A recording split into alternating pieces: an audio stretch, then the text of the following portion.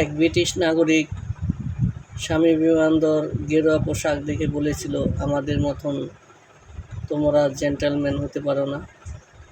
তখন প্রশ্নের উত্তরে স্বামী বিবেকানন্দ বলেছে, তোমাদের সংস্কৃতিতে জেন্টলম্যান বানায় দর্জিরা, আর আমাদের সংস্কৃতি চারিত্রিক গঠনের উপর।